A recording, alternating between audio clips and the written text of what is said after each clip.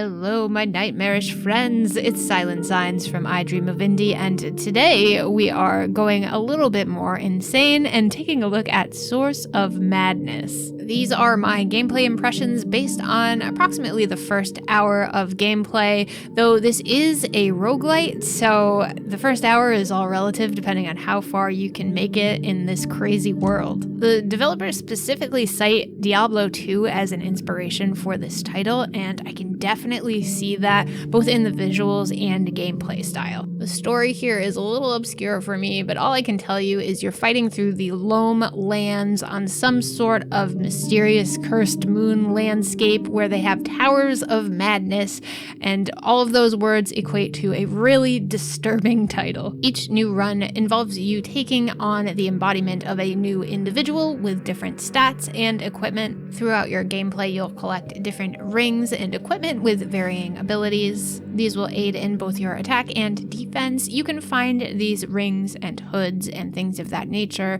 scattered about the lands, as well as at a shop where you can purchase them. You'll also start out with some basic equipment so that you're not going into a battle blind. And then when you die, which of course you will, this is a roguelite title, so you're going to do that a lot. You will take on a new character, you will lose all of that equipment, but you can revisit a skill tree which you can use to improve upon your statistics. As for your basic method of attack, you aim with the left or right stick and you attack using the left and right triggers. Your attacks will depend on which rings you equip. You can also dash, which comes in handy when you're fighting these monstrous creatures, and you can gain other abilities that will be assigned to the left and right bumper from either shops or finding them in the landscape. There's also currency, which you can collect, which will come in handy when it comes to those shops, but of course, when you die, you lose all of that, so you might as well spend it while you're here on this crazy planet, am I right? There is something really unique about this nightmare fuel landscape. These creatures that you're going to encounter are procedurally generated, so they're going to look different almost every time you play. They are made by an AI, as well as some of the textures in the background of this game,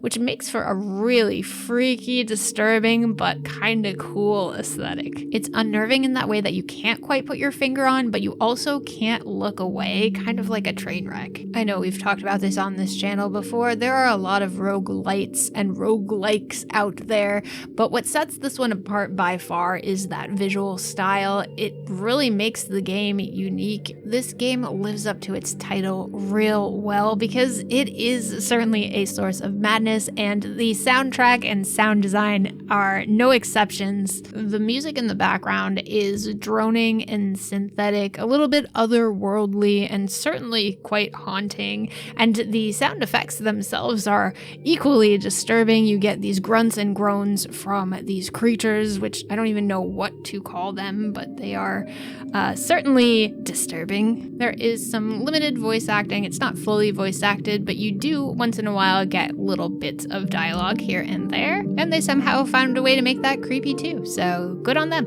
In short, it's a weird game, but I had fun with it. I like weird, I am a lover of weird, and this is no exception. It is certainly a source of madness, but perhaps one that's going to haunt your dreams in a good way as well. It's really that art style that I'm going to be thinking about for a long time.